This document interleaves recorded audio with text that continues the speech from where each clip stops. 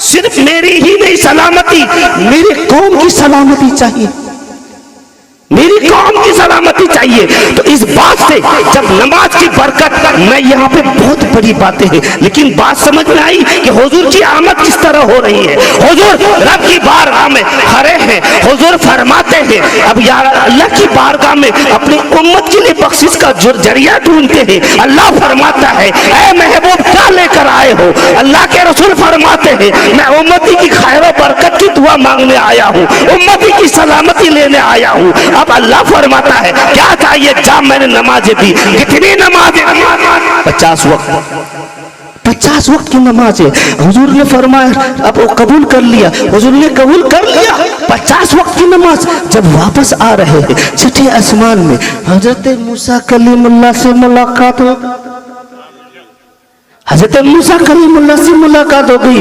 आपने फरमाया, या रसूलुल्लाह, आपको सलाम किया और फरमाते हैं, क्या लेके जा रहे हो? कि मैं नमाज लेके जा रहा हूँ।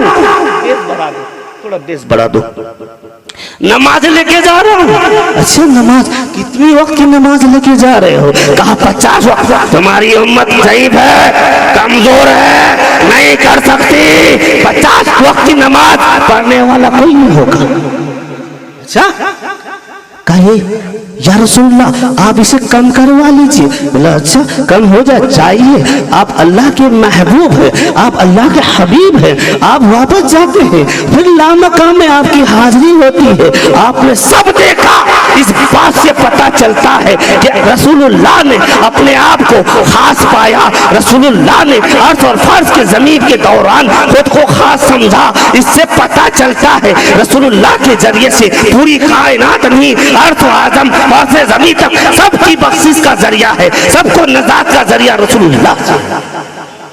आप नमाज की दरख्वास्त लेकर रब्बे इलाही की बारगाह में आप लेकर जाते हैं और फरमाते हैं, मौला ए रब्बे कायनात, मेरी उम्मत बड़ी कमजोर है, ज़ईफ है, क्या नमाज कम की जा सकती है? अल्लाह ने फरमाया, कितना? चलो कम कर दिया, 45, अब 45 टाइम कर दिया। फिर इसी तरह फिर वापस आते हैं, कहा कितने? फिर सलाम हुआ। फिर मूसा कलीमुल्लाह फरमाते हैं, ऐ अल्लाह के महबूब, कितना वक्त मिला? कहा कि 45 टाइम, 45। वाला नहीं, अभी भी नहीं हो सकती, तुम्हारी उम्मत बड़ी कमजोर और ज़ईफ है, पढ़ नहीं सकती। अच्छा, और कम करवा लो। इसी तरह करते करते आपने 9 बार चक्कर काटे। अब इससे इस बात से पता चलता है, जब आखिरी में पता चला कि अब कितनी नमाज है, बोला 5 वक्त। हाँ 5 वक्त और कम करवा लो। बोला नहीं, मेरी उम्मत इतनी कमजोर नहीं है कि 5 वक्त मेरे फरमान पे नमाज अदा नहीं कर सकती। इस बात से पता चलता है कि मूसा कलीमुल्लाह जिस तजल्ली को देखने के लिए कोहे तूर पर अर्जी लगाया करते थे, उस तजल्ली को देखने के लिए मुस्तफा की आंखों को बार बार देखा करते थे, उस तजल्ली को महसूस करने के लिए, उस रब को देखने के लिए मुस्तफा की चेहरे की ज़ियारत करते थे, उस तजल्ली को समझने के लिए मुस्तफा की आंखों की चमक को देखते थे। इसी तरह बार बार 9 बार भेजा गया ताकि मैं उस रब्बे इलाही की उस चमक को दे सकूं, जिस तजल्ली को मैंने कोहे तूर पर इतने चिल्ले किए लेकिन हमने नहीं देखा, वो चीज आज मैं मुस्तफा की आंखों में देखा, वो चीज मुस्तफा की आंखों में देख रहा हूं। अब इसी बात से पता चलता है कि तमाम अंबिया हुजूर के मोहताज है, पूरी दुनिया जानती है। पता है कितनी तकलीफ से 2 कदम चल नहीं सकते और हुजूर मेरा से आ रहे हैं, बिस्तर भी गर्म, ज्यादा टाइम भी नहीं लगा। और हुआ तो हुआ कैसे? अरे रब का करीब है और रब फरमाता है सबसे खास कौन है। हुजूर ढूंढते रहते सबसे कौन खास कौन है। जहां भी हुजूर के हर जगह कदम है तो खास कौन है। हुजूर तो पूरी दुनिया में ढूंढ रहे खास कौन है। पता चला कि हुजूर से ज्यादा खास कोई नहीं है रब के करीब, रब के करीब हुजूर से ज्यादा खास कोई नहीं है। अब बात वहीं पे आ रहा हूँ जब इस्लाम की आमद हो रही है। अब क्या अबू जहल खत लिखता है, खत लिखने के बाद हबीब यमनी को भेजता है, कहता है हबीब यमनी यमन से जल्दी आओ वरना हमारे दीन की खैर यमन से। इंशाअल्लाह हमारी माँ बहनें घर पे बेदार रहे, नींद में गालिब ना हो। इंशाअल्लाह मैं अपनी माँ बहन पे भी अच्छी तकरीर कर दूंगा। जो हमारी माँ नमाज नहीं पढ़ती, रस्मों में गिरफ्तार रहती है, इंशाअल्लाह इस रस्म को किस तरह देखना है आप लोग के सामने वक्त मिला तो पेश जरूर करूंगा। अब हबीब यमनी को चिट्ठी मिली। अब हबीब यमनी यमन से वापस आ रहा है, यमन से निकला और रात के वक्त में, तवज्जो हजरात, मेरी माँ, मेरी बहनों, मेरी बेटियों, गौर करना, मेरे मुस्तफ़ा ने, अल्लाह के रसूल ने किस तरह दीन फैलाया है, जिल्लतें उठाई है, तकलीफें उठाई है, लेकिन दीन फैला, दीन रुका नहीं। आज हम जरा सी एक जगह से दूसरी जगह आया, कोई तकलीफ नहीं हुई, क्योंकि खाजा उसे बुलाते वही आते हैं, जिसे बुलाते वही आते हैं। इनके राजा मेरे खाजा, बाकी सब पड़ जा, इनके राजा हम सबके खाजा, बाकी सब पड़ जा। इस देश में कोई राजा नहीं है, मेरे ख्वाजा राजा। याद रख लो, कोई अपने आप को राजा नहीं कह सकता। अपनी दिल जुई के लिए, दिल को खुश करने के लिए राजा कह दे, कह सकता है, कह दे। अब दिन की आमद आमद, हुजूर की आमद आमद, अब हुजूर की बारगाह में, अब ये आमद आमद इस्लाम, अब ये हबीब यमनी रात का वक्त है। अभी आप लोग बेदार हैं, ऐसी रात में चांदनी आबोताब में अपनी चांदनी बिखर रही है, चांद की रोशनी अपने आबोताब में पूरी तरह चांद अपनी रोशनी को बिखेर रही है। हबीब यमनी आया और आके फरमाते हैं अबू जहल से, बताओ क्यों बुलाया मुझे? बुलाया इसलिए कि हम मक्के में जिसे देखो मोहम्मद का नाम लेते हैं सल्लल्लाहु अलैहि वसल्लम, जिसे देखो उनके तराने बोलते हैं। अरे जो भी देखता कलमा पढ़, अरे जो भी इनकी चेहरे की ज़ियारत करे उसका हो जाता है। अब मक्के की ये हालत थी कि सब अपनी आंखों को ढक ढक के जाते, ऐसे जाते जैसे गोड़ों को बट्टू लगा दे।